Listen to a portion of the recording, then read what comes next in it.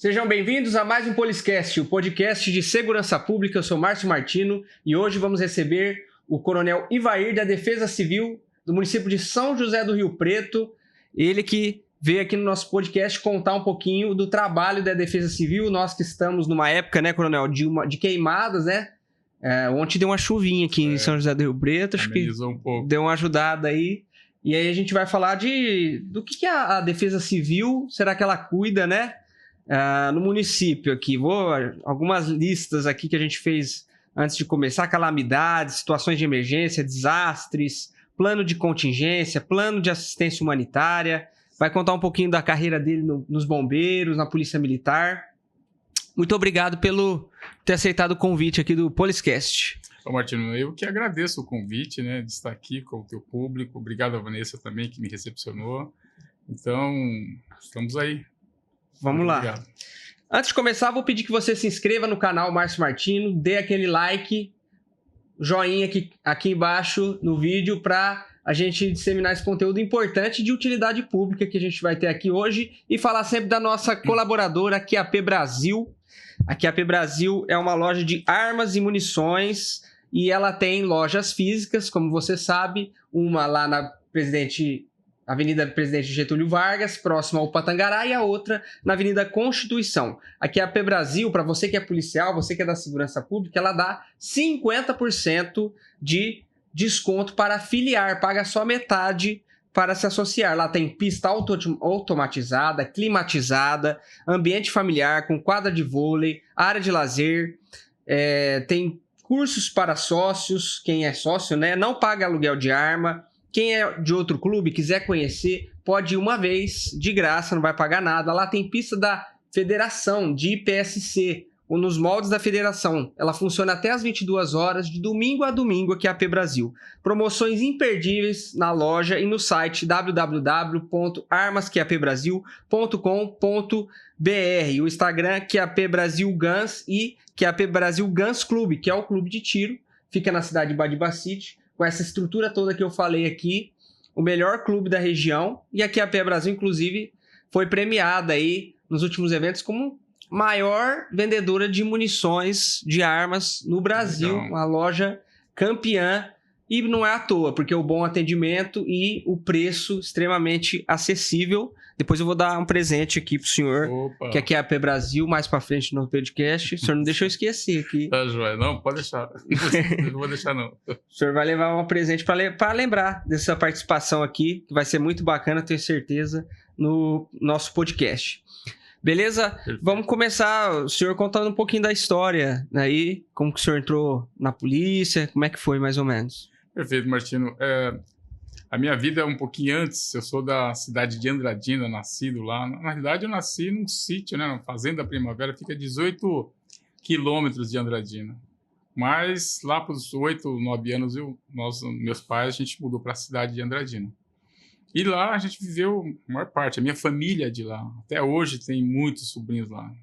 Eu falo que sempre eu comecei a contar, tem a primeira, segunda e terceira geração de sobrinhos. Então tem mais de 90 sobrinhos lá. Só sobrinhos. Sem contar primos e irmãos. E aí foi interessante. Estudei, saí de lá com 23 anos, em 88. E é interessante porque eu havia prestado 2 vezes para a Academia do Barro Branco. Mas eu nunca estudei. Simplesmente tentava com uma sorte. Uhum. E eu vi que essa sorte, se você não estudar, não adianta. É um vestibular difícil. Em 88, eu ia completar 24 anos em dezembro, aniversário em dezembro. Fiz a inscrição do Barro Branco, e aí na hora de fazer a prova, que era em Araçatuba, dei com burros na água, né? Ou seja, meu nome não estava na lista. E aí, dia 15 de novembro, eu, terminando a eleição, que eu estava como mesário de lá, embarquei à noite e vim para São Paulo, que não conhecia nada de São Paulo. Sempre a gente tinha aquele receio, medo da grande São Paulo. E aí eu vim para fazer inscrição para o curso de soldado, em Pirituba. Eu fiz a inscrição e fui passando nas fases. E em 89, em fevereiro, dia 19 de fevereiro, a gente começou o curso de soldado lá em Pirituba. E lá foram 6 meses o curso. Antigamente Eram 6 meses. E aí eu me formei dia 24 de agosto de 89.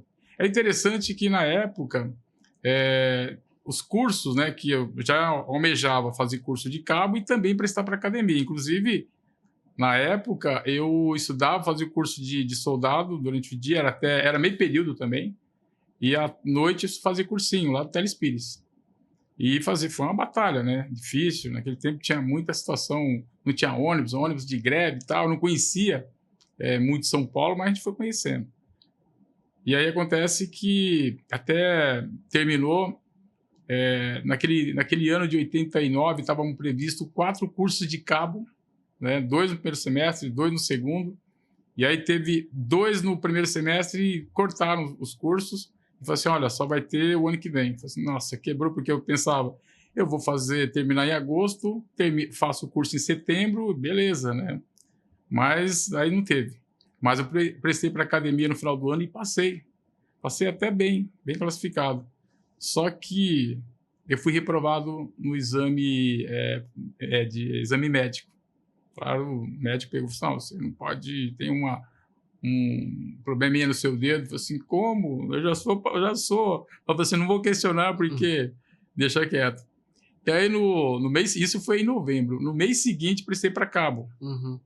E aí era um curso, era cursado, né, em 90, e passei nesse curso. E aí eu peguei e questionei o médico, pô, mas esse Joanete aqui reprova? Não reprova não. Assim, um mês atrás eu fui reprovar. Falei assim, deixa quieto, assim, vida que segue. E aí eu fui fazer o curso de cabo, e terminamos aí, o curso era 2 meses e 15 dias. E aí detalhe, quando eu terminei o curso de soldado, eu fui classificado 12º na Zona Sul, em São Paulo. E nós ficamos lá na primeira companhia, em Campo Belo, Brooklyn, Moema, vários lugares de Santa Catarina, vários bairros lá, muito interessante. Não conhecia, a gente foi conhecendo ali a Zona Sul. E aí, como eu disse, a gente prestou para cabo, passamos. Tentei novamente em 90 prestar academia, mas devido ao curso de cabo, e também assim, a gente não estava focado muito legal, né? E aí não conseguia a pontuação certa para prosseguir na academia. E é interessante que naquele tempo, era assim, quem que era civil era até 23 anos. A pessoa que era militar era até 26 anos. E naquele ano de 91 eu ia completar 26 anos. E eu também não pude prestar em 91. Aí eu falei assim, mas eu tinha aquele sonho de entrar na academia. Como todos, né, que querem almejar na carreira, ele quer crescer na carreira, e eu tinha esse sonho. E aconteceu que em 92 recebi a notícia, olha, o comandante-geral era o Coronel Assunção, falou assim, liberou a academia para quem é da tropa, não tem limite de idade. Aí eu falei assim, agora é a minha chance. Meu amigo, eu estudei bastante, falei assim, eu entro na academia agora de todo jeito. E aí, cursinho e tal, fui bem classificado para entrar lá. E aí, em 92, passei no vestibular lá da academia, no concurso. Em 93, nós iniciamos a academia. A princípio, falaram que era 3 anos. Mas eu entrei na academia, se fosse 3 e tal. E aí, lá dentro da academia, já falaram assim, não vai ser mais 3, a turma de vocês serão 4 anos. Muitos ficaram irritados, né? Porque já tinha alguns da minha turma, porque antigamente tinha o CP. Eles já estavam 2 anos. E até então eles iam ficar mais 3 anos. Ou seja, 5 anos. E o curso é cansativo, né? Super bem exigente, cansativo, exige muito do aluno, né? Aluno oficial, cadete, né? E tem que exigir mesmo, né? Tá preparando o oficial para uma missão muito importante. E aí mudou para 4 anos. E aí nos formamos em 96. A maior turma da academia até então foram 402 integrantes, sendo 3, a gente fala aratacas, né? Mais um lá do Amazonas, do estado do Amazonas, um do Alagoas e outro do Rio Grande do Norte. E o restante, 399 daqui, do estado de São Paulo. E aí começou, né? Depois de formado, claro que eu fui classificado no 10º Batalhão, lá em Santo André. Também não conhecia a parte lá de 10º Batalhão, e é interessante porque ali eu pude conhecer outra área, depois de Diadema, né, o ABC, D, né? A gente estava classificado lá em Santo André. Aí tinha Mauá, Ribeirão Pires, Rio Grande da Serra. Coisa linda, muda tudo, né? Eu trabalhava na Zona Sul e é interessante que o clima muda. Muito embora a Grande São Paulo, a gente pensa, tudo pertinho e tal, né? Grudado, um município com outro grande município, mas muda, a população muda. Até vamos dizer assim, o crime, né? Muda. Sim. E essa é a nossa vida aí. Estamos aí ficamos lá, claro, até 2001. Claro, nesse tempo nós fizemos alguns cursos também. E fiquei até 2001. E 2001 eu pedi a transferência. Eu morava na Zona Sul. Um detalhe, extremo sul, depois do Autódromo de Interlagos. Eu estou falando do Autódromo de Interlagos, que era referência, mas era muito. Teotônio Vilela, bem distante. Mas assim, a gente mudou porque estava muito distante, eu demorava, era 2 horas, tal. Quando chovia era 3, 4 horas para chegar em casa. Você não. Foi criado um batalhão, o 27º Batalhão, e eu falei assim, é a oportunidade de mudar. E aí, em 2001, pedi a transferência. E cheguei nessa unidade em agosto de 2001. E aí nós ficamos lá até 2002. E depois de 2002, no finalzinho, teve um capitão que era do bombeiro, estava lá, foi lá e falou assim, você tem jeito de bombeiro. Eu falei, não, você gosta de treinar, você tem formado em educação física, tá, você tem jeito de bombeiro. Eu falei, não, eu gosto do policiamento, tal. Um bombeiro, admiro, é um profissional que admiro muito, tal, pelo que faz, tal, um herói, né? Mas eu não quero bombeiro, não gosto, tal, né? Não, vai pro bombeiro. E ele incentivou, eu falei, tem certeza? Aí, na época, eu peguei, já tinha 3 tenentes lá na própria unidade, no 27, que já tinha feito inscrição pro bombeiro, eu não sabia. E aí, assim, quando fui lá ver, já tinha 3, assim, o comandante não vai liberar. Mas aí o comandante na época lá falou, não, militar, pode prestar sim, você vai... Aí nós prestamos, passamos e em 2003 nós começamos o curso de bombeiros para oficiais. 23 integrantes, sendo uma mulher e 22 homens. Muito legal, muito assim... Aqueles 23 integrantes ali formam uma grande família, é diferente mesmo. É um curso puxado, 1 ano de curso, você se depara com várias situações, tanto na parte teórica, né, a parte de vistorias, análise de projetos, física, química, matemática, cálculo 1, 2, é puxado bastante nessa área. E também a parte física, né? É interessante que a gente no policiamento, a gente acha que conhecia alguma coisa. Eu já estava há 14 anos no policiamento. E aí você vai adquirindo, cada dia você vai tendo conhecimento, sabendo como atuar em diversas situações na parte operacional da rua, do policiamento. Meu amigo, quando você vai para o bombeiro, tudo diferente. E eu falei assim, meu Deus, já era primeiro tenente, tipo assim, não sei nada de bombeiro, né, tal. Então a gente começava do zero, mas do zero mesmo. E foi uma experiência muito interessante, porque a gente verifica que os profissionais, dos soldados, os oficiais, eles sempre querem instruir, orientar quem está chegando. Isso aí eu aprendi muito. Não quer dizer que no policiamento também não seja assim. Também porque é uma irmandade, né? Sempre orienta quem está chegando. E no bombeiro foi porque ali você vai resgatar pessoas, né? Vida, você vai colocar sua vida, né, em risco para resgatar alguém. Então é interessante. E são as técnicas, né, as táticas.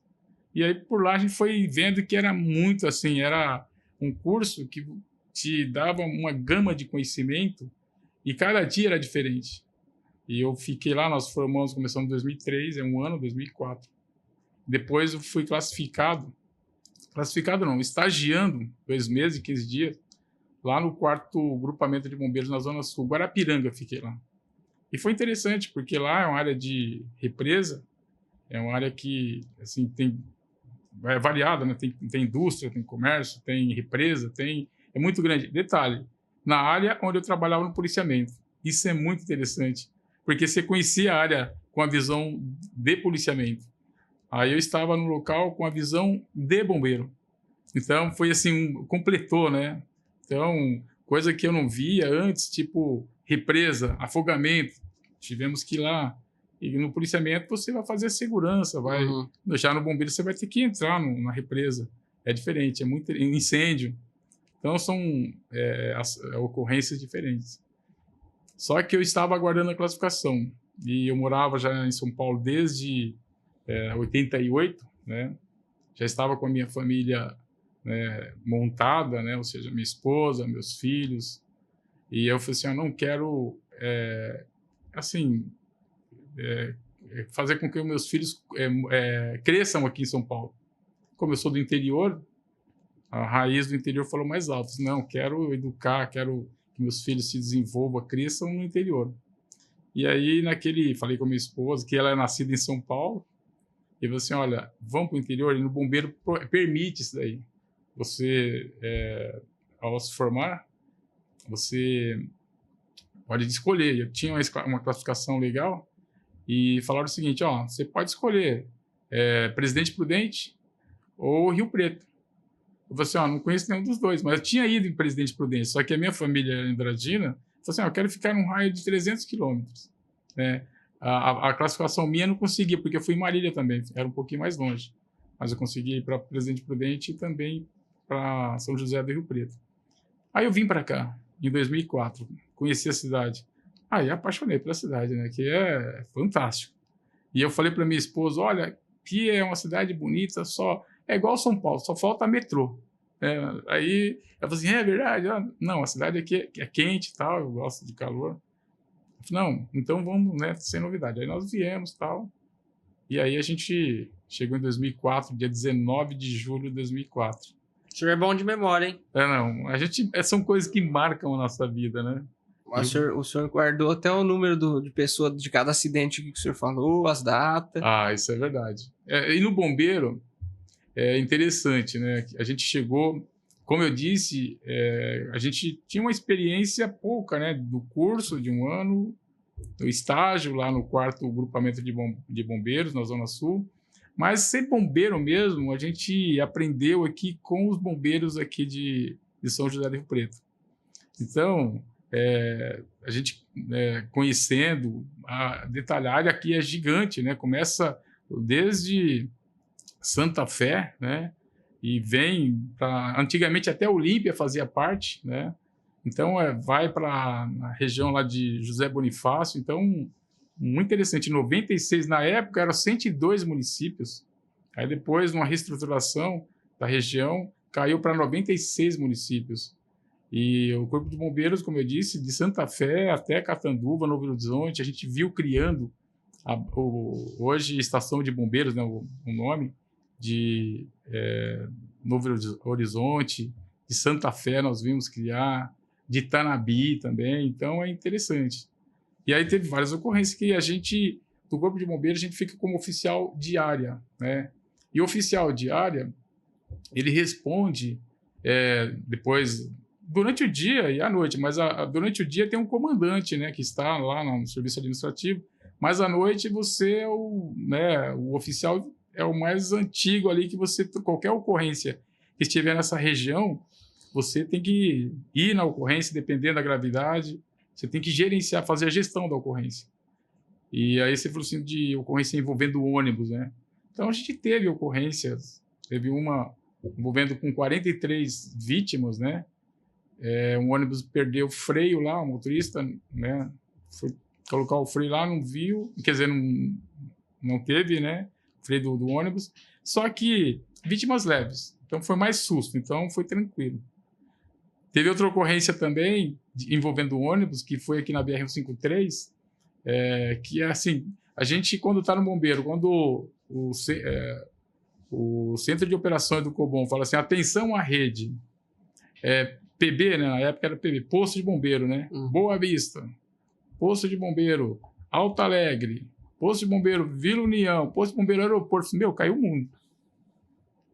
Resgate a postos, tal, né? Eu falei assim, gente, claro, o oficial entra em contato, e aí como que tem, que tá pegando, né? Qual a ocorrência? Olha, o acidente envolvendo 14 vítimas de um ônibus na BR-153, perto do Martinelli e tal. Aí você vai preparado, né? A gente quando estava no Corpo de Bombeiros, o oficial de área, entra às 7h30, toda a equipe de transição, e a gente faz ali, agradece, né, a Deus para que dê sabedoria, para que as ferramentas realmente funcionem tudo, caminhão não pare, ou seja, a gente agradece tudo. E assim, mostra a união. E assim, não era diferente. E quando nós fomos lá, cada um sabia a sua missão. E teve essa ocorrência. E nós chegamos lá, a única vítima grave mesmo era o motorista. Ele estava preso nas ferragens. Ele estava lá, né, a situação dele de Glasgow, estava rebaixando. E as outras vítimas, tinha alguns, né, com alguns ferimentos, algumas lesões, mas nós chegamos lá, claro, atenção total ao motorista, de tirar as ferragens dele, e as outras a gente fazendo a gestão para que fossem socorridas. Aí você aciona a ambulância, o SAMU na época, tanto de Badivacite, as ambulâncias de Mirassol, de José Bonifácio. Então, a ocorrência com várias vítimas tem toda essa gestão. E é interessante porque a gente no controle, sabendo como que estão as vítimas, vendo qual que vai ser a primeira a ser socorrida, aquelas mais graves. Então, a gente vai fazendo a gestão e vai fluindo o trabalho. É muito interessante. O senhor falou também de um outro que acabou decapitando, né? Essa ocorrência já era capitão, e o capitão ele fica com uma função de supervisor. Claro que tem o tenente, que é o comando força, né? E o supervisor é para ele ir nessas ocorrências mais graves aí. E até com apoio, né? Pro oficial que está de serviço lá, o tenente, né? E nessa ocorrência, foi lá na cidade de Zacarias, na pista, né? Próximo, em Planalto, na realidade. Não foi em Zacarias, foi em Planalto. E era 2h30 da manhã. Então, tinha um ônibus transportando os funcionários, né? E teve um acidente envolvendo um caminhão transportando vinhaça, né? E aquele último carreta, né? Ele foi passando do lado assim do ônibus e fazendo, né, causando a morte de várias assim passageiros lá. E eram 11 vítimas, 7 entraram em óbito. Então foi uma ocorrência, você já começa o dia assim, trabalhadores, independente de ser, né, mas são vidas, né? E a gente fica assim, tem que atuar. Uhum. É um cenário feio, né? Não é fácil ali no local, mas você tem que atuar, você tem que socorrer quem está vivo, a equipe tem que estar preparada para aquele cenário. E a gente lamenta, né? Mas foi uma ocorrência que marcou bastante também. Uhum. Bom, a gente vai voltar um pouco depois na questão da história do bombeiro aí, alguns cursos que o senhor participou, mas eu queria falar um pouquinho da questão da defesa civil, né? Nós estamos chegando nessa época aí de queimadas, né? Então, qual que é o trabalho que vem sendo desenvolvido? Qual que é a orientação para a população também? Perfeito. Eu fui chamado, né? Recebi o convite e até agradeço o nosso prefeito por ter convidado aí para a gente estar à frente da Defesa Civil. Recebi a missão aí de ser diretor da Defesa Civil de São José do Rio Preto. É uma missão nobre, porque, assim como eu disse, o Corpo de Bombeiro também faz a função. E a gente, a vida inteira, desde 2004, né? Quando eu entrei no Corpo de Bombeiros, tem a missão constitucional do Corpo de Bombeiro também atuar na Defesa Civil. E então a gente tem uma experiência ao longo do tempo, né? Claro que a gente sempre tem que aprender. Eu falo que eu sou um constante aluno. Todos os dias estou aprendendo. E aí fui convidado para estar na direção da Defesa Civil aqui de Rio Preto. Conhecendo a equipe, uma equipe fantástica que nós temos. Aos poucos a gente vai conhecendo o pessoal. E logo, né, em janeiro, a gente depara com o quê? Com chuvas.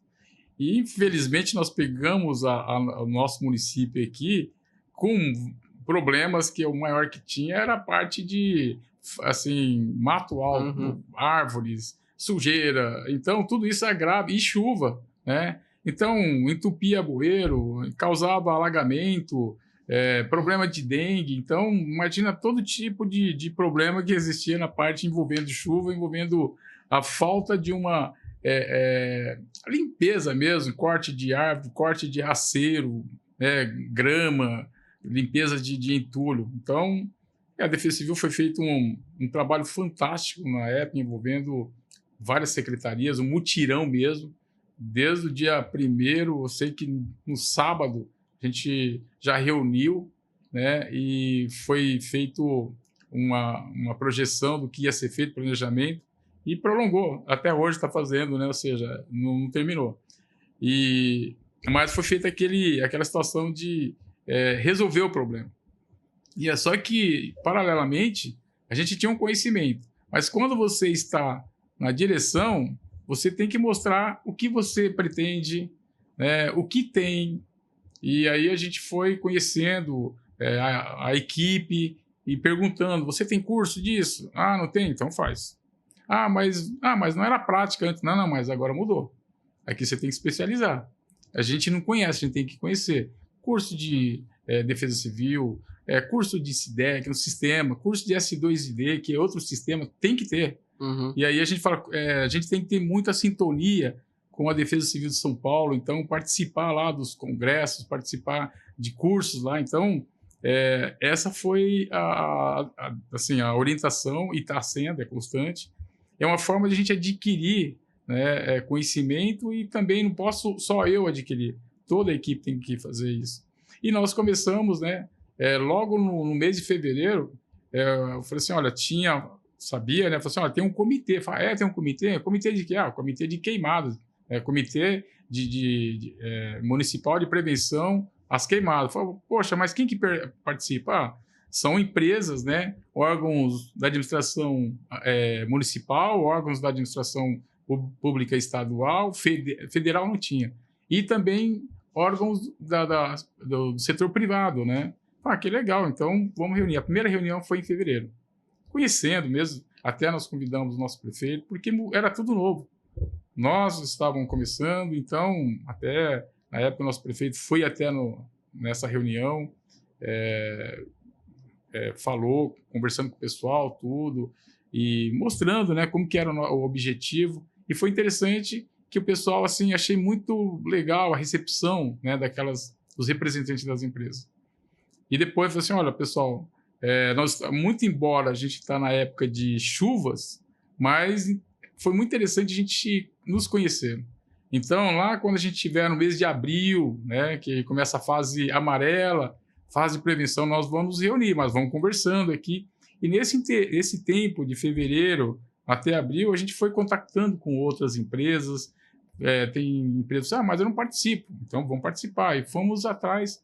E nós chegamos hoje, né, fizemos uma reunião em abril, já estava com 40 e poucos integrantes e tal. Depois fizemos outra reunião em maio. Depois nós pegamos, assim, olha, abril e maio é o mês da prevenção. Então, o que tem que fazer? Instruções, tem que fazer acero, roçada. Cada instituição tem a sua missão institucional, certo? E aí nós tivemos que atualizar também o decreto, porque era um decreto de 2020, e aí nós pegamos, fizemos o decreto, inserimos mais empresas e tal. Nós inserimos assim que as missões deles, atribuições, conforme a instituição, e hoje nós estamos com mais de 50 integrantes, e vai aumentar mais. Nós vamos fazer uma reunião dia 31 agora, porque a fase, esse ano está muito, muito interessante. Nós tivemos uma palestra da Secretaria Estadual, né, do Meio Ambiente, e falou assim, olha, esse ano não vai ser um ano igual a 2024. E aí eu vejo que Deus é muito bom com a gente, porque assim, olha, esse ano vocês estudem, verifiquem como que é para aprender, para ficar tranquilo, para o ano que vem, se tiver alguma coisa, vocês estão preparados. Isso está acontecendo. Tanto é que teve chuva ontem, em julho, que isso nunca aconteceu. Fazia 50 dias que não chovia, né? E aí choveu, teve uma mudança de temperatura. Mas nós sabemos que nesse período a tendência é o quê? Estiagem. Julho é estiagem. O ano passado começou a estiagem em maio. O ano passado foi terrível. Foi. Vários focos, vários. E agora, mas a gente está preparando essa reunião até para nós chegarmos em agosto em situação, assim, olha, pessoal, parabéns, né, nós fizemos aí o dever de casa, estamos fazendo, não baixa a guarda não. Em agosto, com certeza, a temperatura aumenta e tem o problema da velocidade do vento. E a gente tem orientado o pessoal sobre o Trino 30, né? Triplo 30, Triplo 30, que é velocidade do vento acima de 30 km por hora. A temperatura acima de 30 graus. E também a umidade relativa do ar abaixo de 30. Esses 3 fatores é muito importante. Eles são fatores que podem causar incêndio. E aí tem ação humana, né? De atear fogo, fazer uma fogueira. Eu vou fazer uma limpeza aqui do terreno e aí coloca fogo. Então, ele perde, se tiver vento mais que 30 km por hora, ele vai perder esse incêndio. Ele vai porque vai levar uma fagulha em tal lugar, o mato vai estar seco, então vai ter incêndio. E a gente tem orientado a população da seguinte forma: você atear fogo, queimar, né, ou seja, causar incêndio, isso é crime, né? Você pode ser punido, né? Crime é capturado no artigo 250 do Código Penal. Então, a gente orienta o pessoal porque não pode. E a própria população ela tem que fiscalizar, porque ela também vai ser vítima da fumaça, da fuligem. E se tiver crianças, se tiver idosos, aí vai prejudicar mais ainda. Então, a Defesa Civil está nesse ponto aí. E a gente agradece muito, né? Esse final de semana, que teve a temperatura um pouco elevada, nós tivemos 7 terrenos baldios que teve incêndio, teve fogo nesse terreno baldio. A gente já fala o seguinte: com certeza o proprietário desse terreno vão receber a visita do fiscal de postura. E é muito interessante, a gente deixa bem orientado. Mato alto, em terrenos que estão abertos, suscetíveis aí alguém pegar e atear fogo, então o proprietário desse terreno vai ser responsabilizado. Tem um código de postura, que é o fiscal de código de postura, que vai e pode notificar. Se esse terreno ele pegou e alguém ateou fogo nele. Então, também, quando teve a parte queimada, o fiscal de postura do meio ambiente vai notificar, vai autuar. A gente também orienta para a população que se você deparar com alguém ateando fogo, é crime, como eu disse. Você aciona de imediato, né, o 90, a polícia militar, porque está cometendo um crime ali, ou o próprio telefone da Guarda Civil Municipal, 153. É uma forma de deter o indivíduo ali e conduzir para a delegacia. Agora, por outra situação, você viu alguém, filma ou tira foto, tenta identificar a pessoa com esse material que você tem, você pode ir até uma delegacia ou através do telefone 181, que você pode fazer uma denúncia anônima, ou pegar aquele material que você tirou foto lá, levar no plantão policial, registrar um boletim de ocorrência. Você fazendo isso, você está se ajudando. Está ajudando aquela comunidade ali. E os órgãos públicos. E tem algum órgão que daria para fazer uma denúncia para a questão da fiscalização? Sim. Pode entrar em contato, né? A Defesa Civil, a gente está à disposição. Só que o nosso telefone, por enquanto, ele atende só no horário de expediente, né? 199. Certo? Se tiver a pessoa, vou ligar amanhã mesmo, tal. Como eu disse, se for situação de flagrante ali, qualquer horário, 24 horas, 190, e no caso 153, e também, claro, 193, que é o Corpo de Bombeiros que tem que apagar o fogo. Lembrando do Corpo de Bombeiros, o Sistema Estadual de Atendimento à Emergência é do Corpo de Bombeiros. Eles que são responsáveis, por causa da estatística, né? E os outros órgãos, a Defesa Civil, a Secretaria de Serviços Gerais, o Meio Ambiente, o SEMAI, a Secretaria da Agricultura, nós, quando acionados pelo Corpo de Bombeiros, nós vamos no apoio, certo?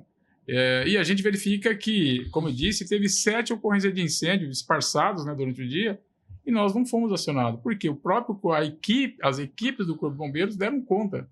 E quando é que eles vão acionar os órgãos aí municipais?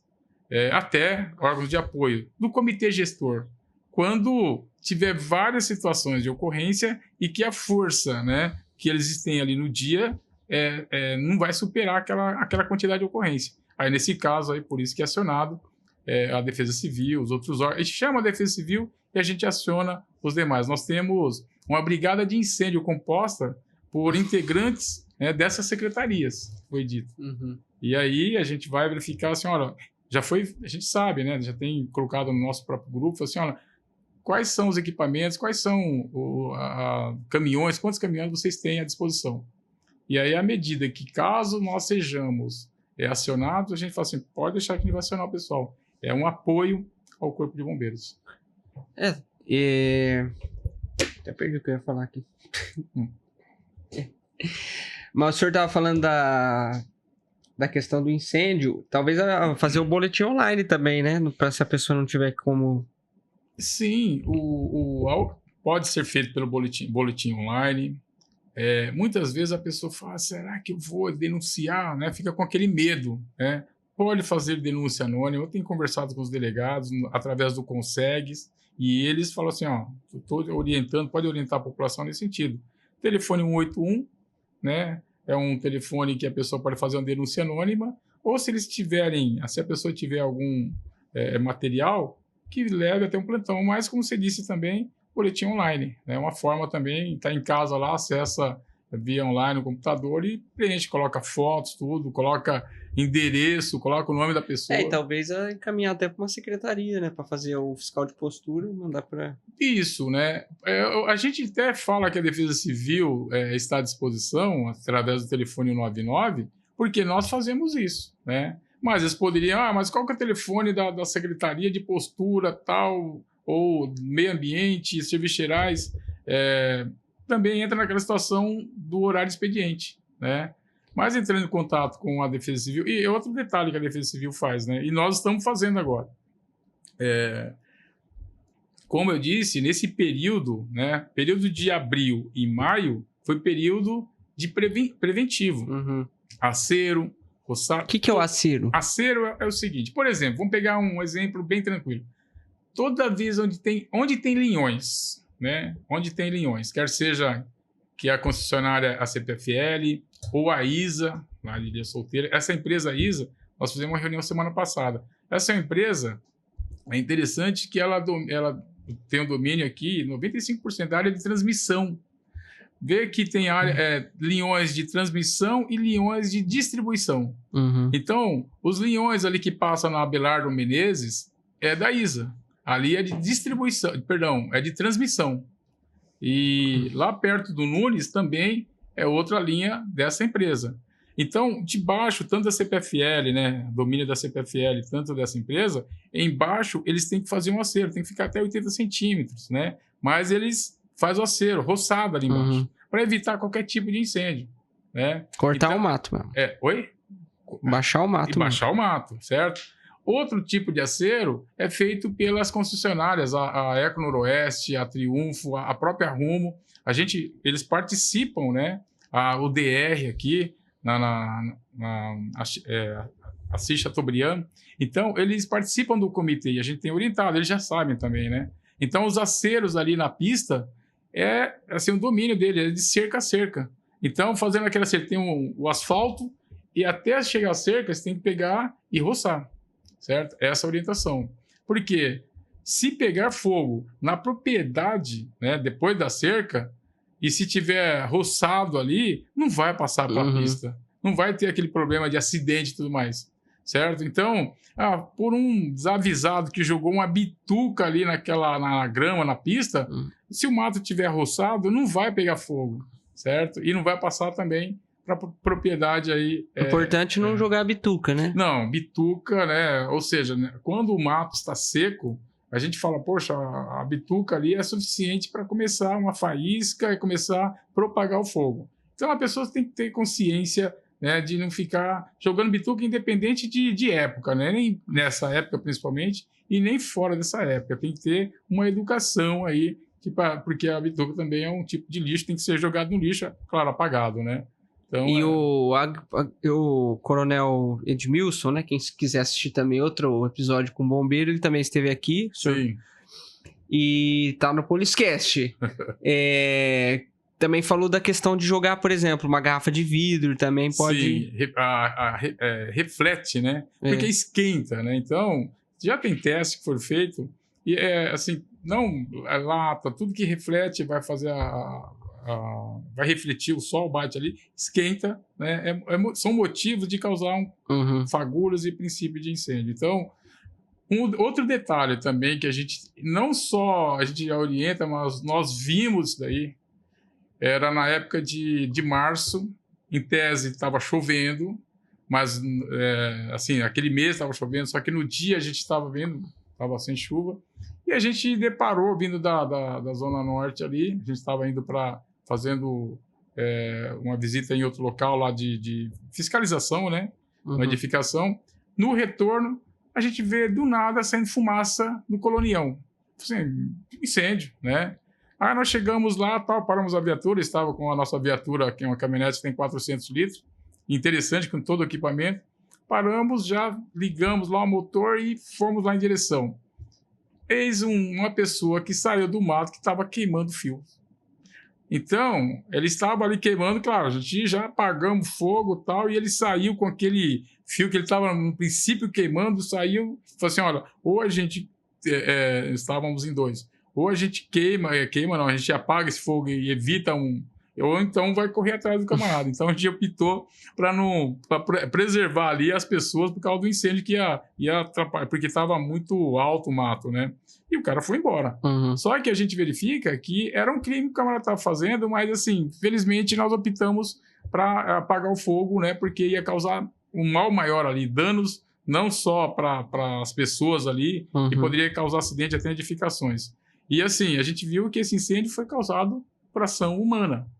E assim, não é normal, mas acontece direto, porque os incêndios, dificilmente a gente falou aí da garrafa, da lata, caco de vidro, pode ser tal.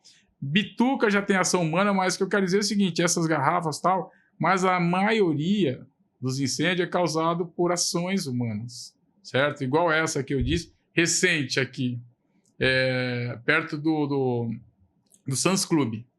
Ali estava perto da ponte ali, a gente viu, né?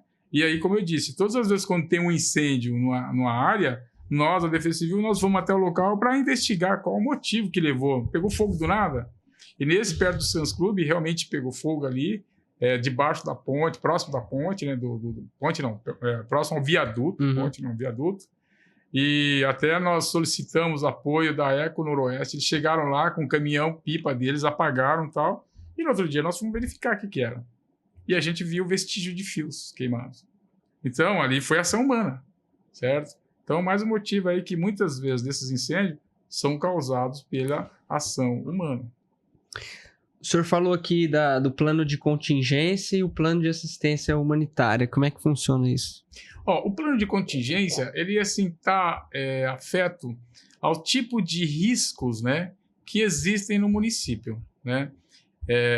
E a Defesa Civil, a gente sempre está atento a esses locais de risco.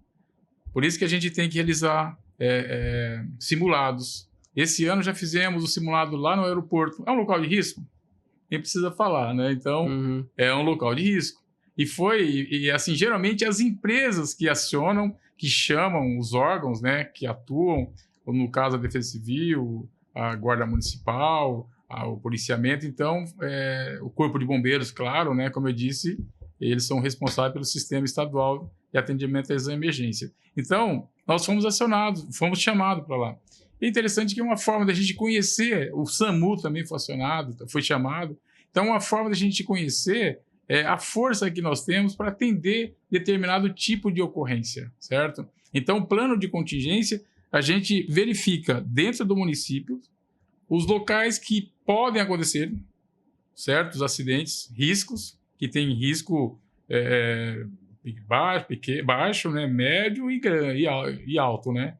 Então, a gente verifica isso aí e, claro, feito esses simulados. Esses locais já têm um plano de ação, certo? Igual o aeroporto tem o seu plano de ação. Nós participamos também de uma empresa que ela trabalha no ramo de gás. Então, também é outra situação que a gente vai aprender, que a gente aprende. A forma, quero saber como que eles atuam, como que são os profissionais, os brigadistas e tal. Nós temos várias outras empresas, né, que já estão nos procurando para fazer simulados. Isso é muito importante, porque algumas empresas que nos chamaram, já aconteceu o acidente, certo? A gente já participou quando a gente estava no Corpo de Bombeiros, e a gente sabe como que foi a atuação, como que foi a força de resposta da empresa, e, claro, de todas as instituições, tanto públicas e privadas, que atuaram na ocorrência. Isso é a união. Então, o Plancom, existe em todas as defesas civis e, claro, do município. Aí a gente fala do plano de resiliência. O plano de resiliência é como a população ela está preparada para enfrentar esses tipos de riscos, né? Então, por isso que a gente bate muito na tecla da instrução, da educação, da sensibilização da população. E é interessante nisso que a gente está falando, porque nós estamos com um projeto piloto, né, desde o início do ano. Isso foi uma das metas, né, que a gente colocou desde o início da nossa administração ali na Defesa Civil, que nós não tínhamos aqui o NUPDEC, Núcleo Comunitário de Proteção e Defesa Civil. Então, qual o objetivo nosso? A gente orientar, a gente instruir e mapear os riscos existentes nos bairros. Porque quem são as pessoas mais interessadas e que mais conhecem o local? O próprio morador. Então, o primeiro local que a gente começou, e a gente já está numa fase bem adiantada, é lá no Lealdade e Amizade. Nós fizemos um questionário, nós tivemos a resposta, o engajamento de vários moradores de lá, fizemos um mapeamento de risco, a gente está bem avançado. Hoje mesmo, nós já fomos lá na escola, claro, a equipe nossa, né? Foi na escola e já verificou uma data, o local para a gente fazer a projeção, qual o horário que a gente vai receber esses moradores lá, numa escola. Então, já contactamos com a presidente da associação, que ela foi a primeira pessoa que gostou da ideia, está dando a maior força para a gente, e é engajado mesmo. E lá, quando a gente estava apresentando o NUPDEC, já teve outro presidente de bairro, mas eu quero também no meu, né? Você excelente, você vai ser o próximo, mas vamos fazer nesse daqui, vamos, assim, os erros e acertos, tal, para a gente pegar e passar para o seu. Qual que é o objetivo? A gente, ao longo, né, do tempo aqui, não sei quanto tempo a gente estará na frente da Defesa Civil, mas enquanto a gente tiver, a gente vai fazer o melhor, né? Tentar atingir o maior número de bairros. Isso aí é parte de resiliência. Você orientar os moradores, saber os riscos que existem e o que eles podem minimizar, ou seja, sempre buscando ali mitigar aqueles riscos. Porque o risco é constante, certo? Sempre tem. Está na normalidade ali, exemplo, tá uma pessoa, um exemplo bem simples aí, pessoa limpando, lavando lá o piso lá, se você não tiver o cuidado, você escorrega, pode acontecer um acidente. Então, sempre a gente vai estar mitigando os riscos e fazendo a prevenção. Então, esse NUPDEC é um exemplo aí que a gente fala aí do plano de resiliência, né? Mostrar à população quais são os riscos e a gente trabalhar nesse sentido. E outro plano que a gente tem lá é o de assistência humanitária, né? O município está preparado para uma situação adversa, aí, um evento adverso que realmente necessita aí que precisa de vários mantimentos, ou então uma ação mais assim que precisa do aporte do município, do governo, até governo estadual. Mas, graças a Deus, nosso município ele é abençoado, né? Como eu disse, uma população que ela tem ciência, né, dos riscos também. Mas, como existe esse plano, a gente tem sempre que estar preparado. Por exemplo, nós temos mapeados aqui, se tiver uma situação de emergência aí que precisa, né, levar uma quantidade X de pessoas, nós temos mapeados alguns ginásios de esportes. Uhum. E aí a gente sabe a quantidade de colchões, quanto tempo vai ficar. Então, isso aí é o plano de assistência humanitária. Por exemplo, no ano passado, como teve, né, é sabido por todos, no Rio Grande do Sul. O Rio Grande do Sul sofreu a situação da enchente lá, e Rio Preto esteve atuando. Nós mandamos mais de 10 caminhões com mantimentos, né, para lá. Esse plano ele também não é só restrito ao município, mas é você poder ajudar os municípios, igual a nossa região aqui metropolitana tem 37 municípios, né? E na nossa região mesmo tem 96. Então, se precisar, vai extrapolando. Pode ser para outra região, pode ser para outro estado, né? Então, esse é o plano de assistência humanitária. Humanitário, importante, né? Tivemos exemplos aí. Eu lembro de alguns anos atrás que teve uma questão de falta de água, que também, por causa do acidente acho que da barragem da Mariana, sempre tem alguma coisa, né, que Isso. acontece lá no Rio Grande do Sul, a questão lá. E aqui em Rio Preto também pode acontecer, né, de alguma coisa.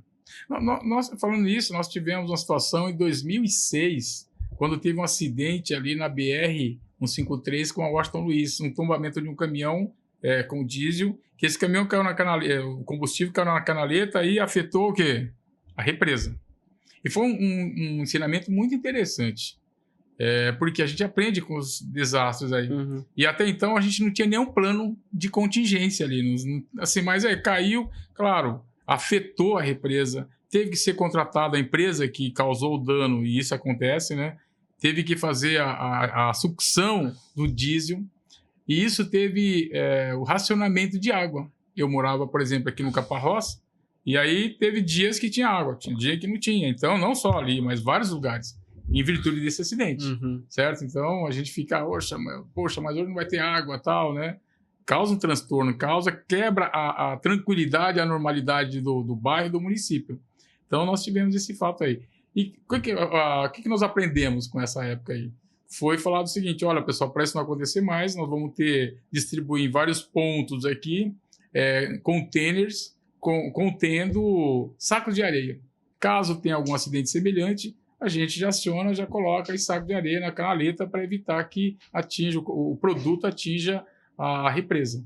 Então, tem essa situação. Certo. Vou já entregar o presente do senhor aqui. O senhor não me lembrou, hein? Tá vendo? Opa, vamos lá. Esse presente aí é maravilhoso. Isso aqui é uma caneca da QAP Brasil, nossa colaboradora. Ela que faz a caneca preto fosca aqui, ó. Com o símbolo da QAP Brasil e do Poliscast do outro lado. O senhor lembrar de lembrança aí. Opa.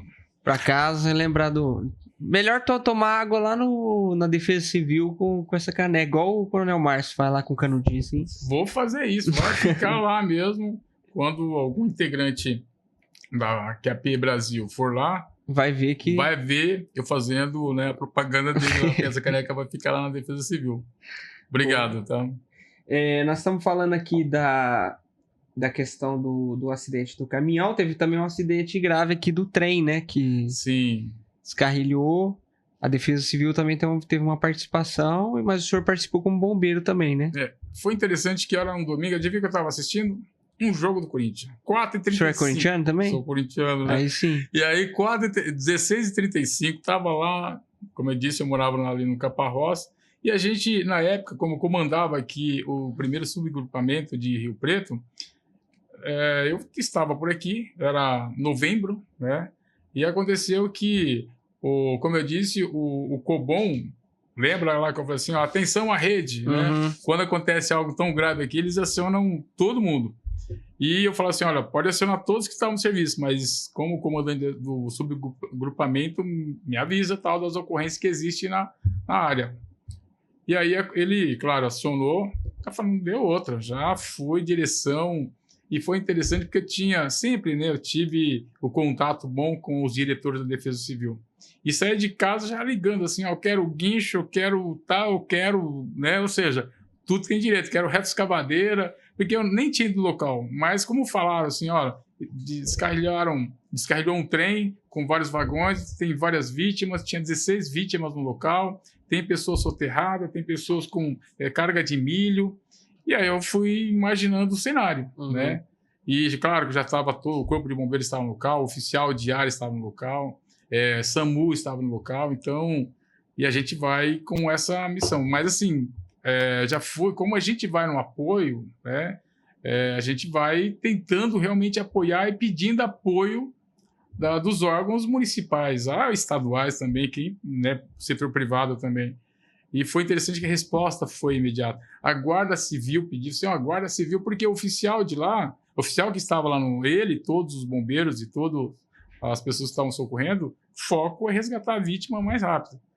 E, vai acionar o policiamento? Claro que tem o próprio o Copom, né, da Polícia Militar, aciona o policiamento, mas eu fui, assim, deslocando, pedindo esse apoio. E foi. Chegando no local, a gente viu aquele cenário, né, de guerra. Milho, um carro que estava coberto com milho, você tinha que arrastar o carro de lá, e tinha vítima também. A população querendo entrar na área, né, a gente fala área quente, para retirar a vítima, tinha parentes e tal, uns querendo tirar foto. Então, a Guarda Civil Municipal esteve atuando de forma fantástica, policiamento lá, e o Corpo de Bombeiro foi lá. Claro que todos os comandantes do policiamento, os comandantes do Corpo de Bombeiros, quem está de folga, não existe, quando a gente está no bombeiro e no policiamento também. Teve uma ocorrência dessa, a gente fica pensando o nosso irmão que está lá no local. Então, esquece folga. Você vai para ajudar. Uhum. E aí a gente viu a força, veio o comandante na época do CPI, viu o comandante do comando do bombeiro aqui, 13º, todos os oficiais. E foi interessante porque foi resgatando vítimas, foi socorrendo algumas vítimas, e a nossa preocupação, eu sei que foi tirada uma vítima às 2h30 da manhã.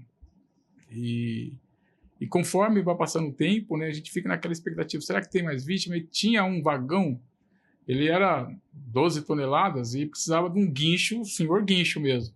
Então assim, nós só vamos sair daqui na hora que esse vagão ser içado, para a gente verificar aqui embaixo, porque ali a gente estava fazendo serviço de retirando milho tal com as mãos, nada de ferramentas ou reta escavadeira.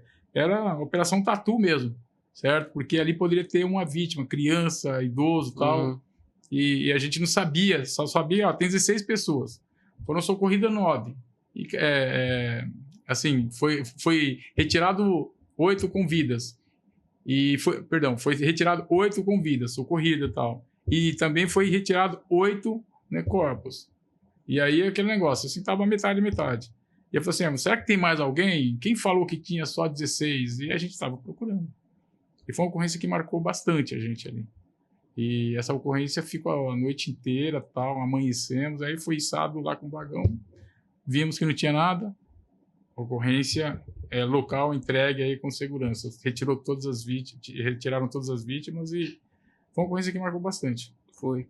Coloquei até uma parte do hino da guarda, coloquei em catástrofes, calamidades, não temos nada a temer. Legal. Lembrando dessa ocorrência aí. Que interessante. Que a guarda foi acionada também, né? Todos os órgãos. Atuou de forma fantástica lá, porque você impedir a população entrar no cenário ali, na área quente, é muito importante. E a gente verifica o seguinte, como eu disse, tem pessoas curiosas, tem pessoas...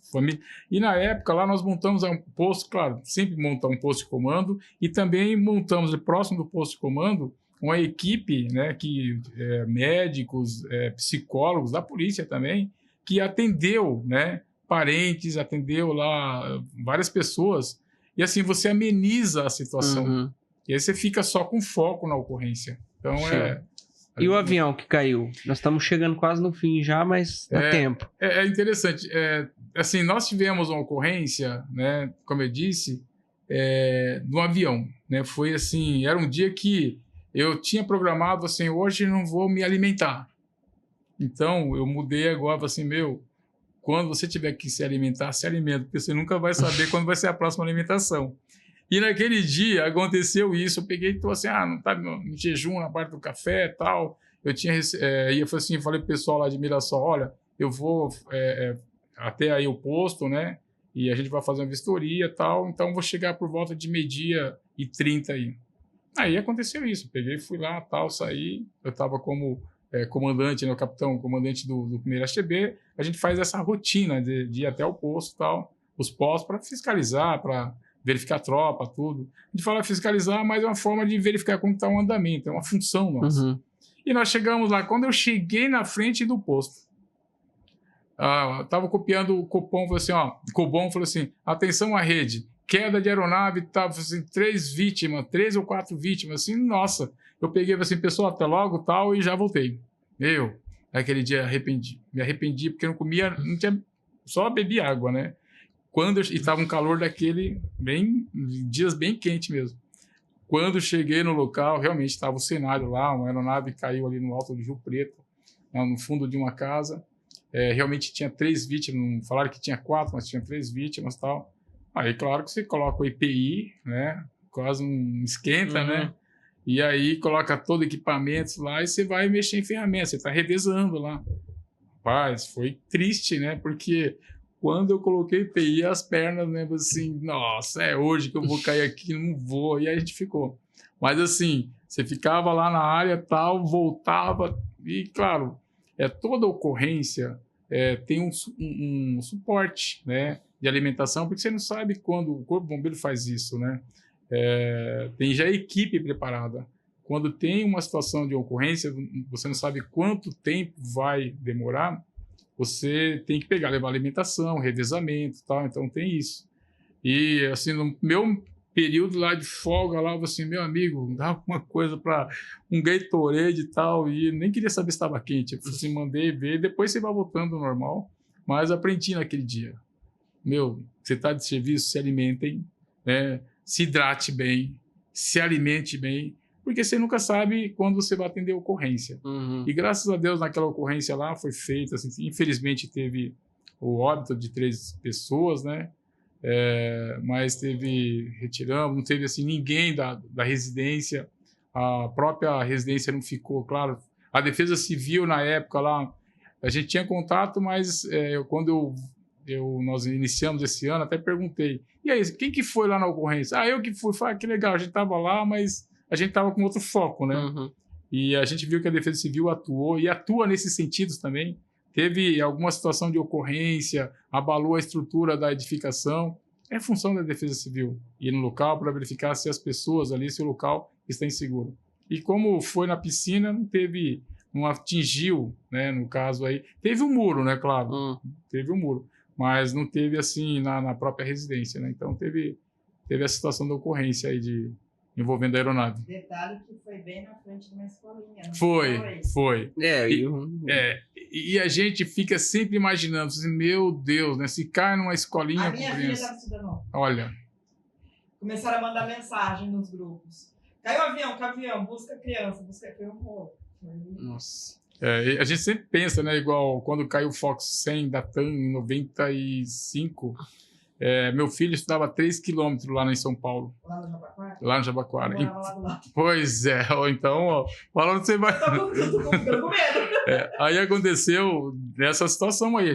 Meu filho estava na escolinha, falou assim, caiu a gente já fica pensando, né? Porque só que naquele tempo, em 95, não tinha essa facilidade de WhatsApp igual tem hoje. Mas o pessoal liga, mãe, aconteceu isso, tal, vi na televisão. E a gente sempre pensa nos nossos pequenos aí. Então, assim, uma situação que dá muita preocupação, né? Então, até entrando na situação do risco, que eu estava dizendo, o risco lá como eu disse, do aeroporto, que tem acidente, nós tivemos um acidente, né, envolvendo ali na Centro de Distribuição de Combustível. Isso foi em 2008. Em 2007, nós fizemos... Até pegando um gancho desse acidente aeronáutico, porque lá se fazia... esse acidente foi em 2017. Em 2016, no aeroporto, em 2016 fizemos um simulado. Teve um simulado e aconteceu que em 2017 teve um acidente, né, com essa aeronave. Agora, voltando lá, em 2007, nós fizemos simulado ali na Centro de Distribuição de Combustível. Em abril de 2008, 3 horas da manhã, teve um incêndio, um descarrilhamento no trem, e o trem pegou a locomotiva, bateu bem na base do trem, ele caiu no muro, e quente, pegou fogo bem do lado da plataforma de abastecimento, 3 horas da manhã. A gente viu aquele fogaréu lá, aquela chama assim, tava assim, meu Deus, né? Porque ali é uma área de risco. E a gente atuou lá, toda a equipe de brigada, os bombeiros, a gente dividiu em 3 frentes, né? e ficamos, né, foi um incêndio que começou 3 horas da manhã, por volta de 7 horas da manhã, tinha sido extinto o incêndio, mas estava vazando combustível. Claro que foi feito tamponamento ali e parou o vazamento. Pegou bem na base, 60 mil litros de diesel que tem no tanque. Então, teve acidente lá. E foi assim, não teve vítimas, né? Teve só os danos, mas, como eu disse, são locais de risco. Uhum. E a gente tem que ficar atento, né? Sempre, como Defesa Civil, nós temos que ficar atento nesses locais de risco. Então, por isso que a importância de participarmos aí dos simulados, visitar esses locais, certo? Para saber como que está o nosso município. Essa é uma missão da Defesa Civil. A Defesa Civil, ela tem alguma...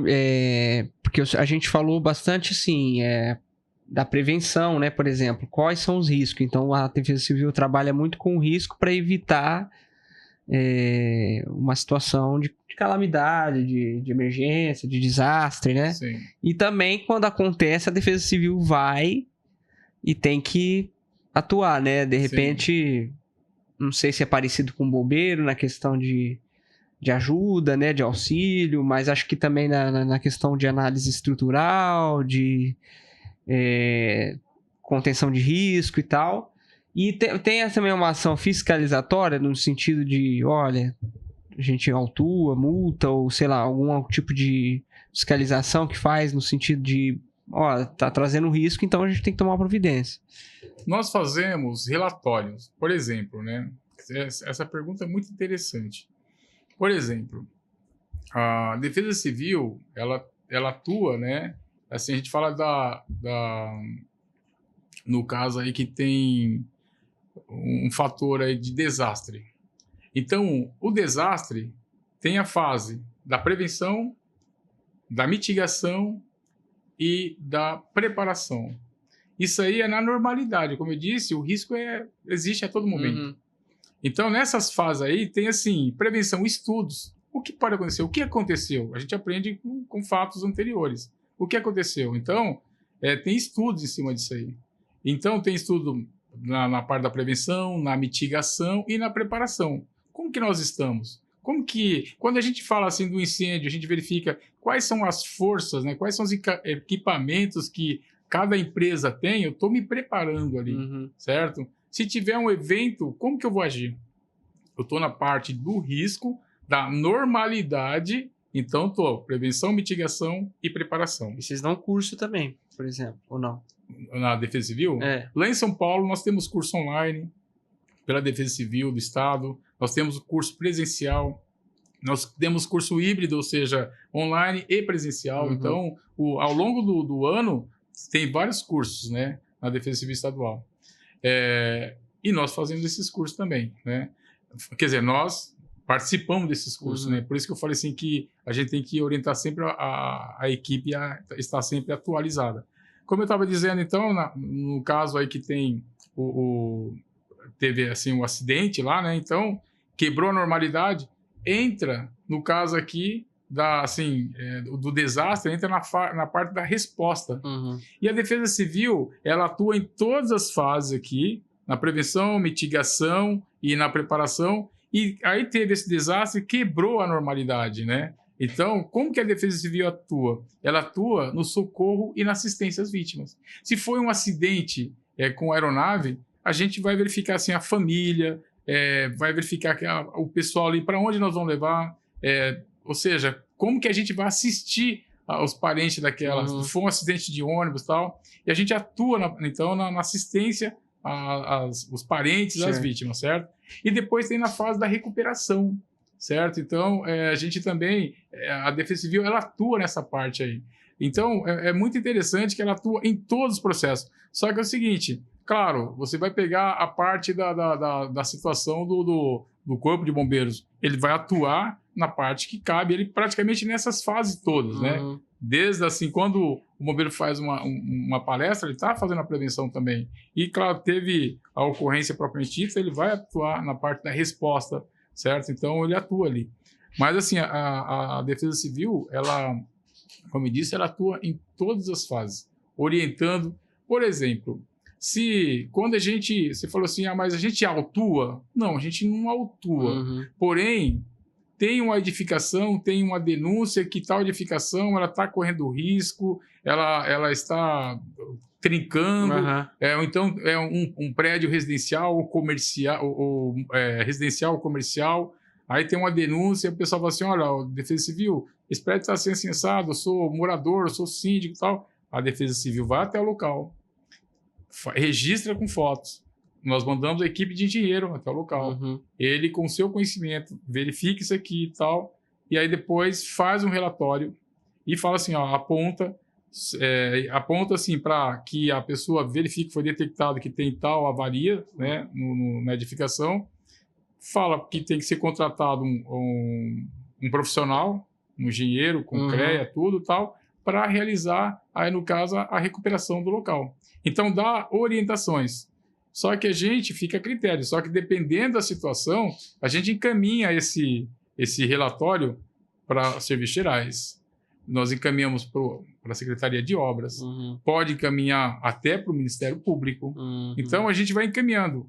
E ele está ciente ali que, se ele permanecer naquela situação e vai causar risco, se ele é responsável, igual se for síndico e tal, ele tem que tomar uma providência. Caso Vocês ele não... dão um parecer técnico. Isso, a gente dá um parecer técnico que nós vimos ali.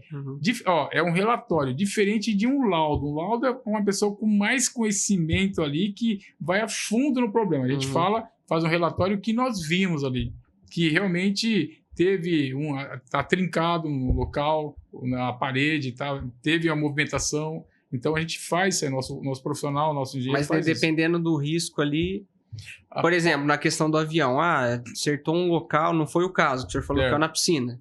Mas vamos supor que abalou a estrutura do prédio. Vocês têm a questão, tipo, vai ter que sair. Isso. A gente fala o seguinte, nós vamos interditar parcial ou nós vamos interditar total.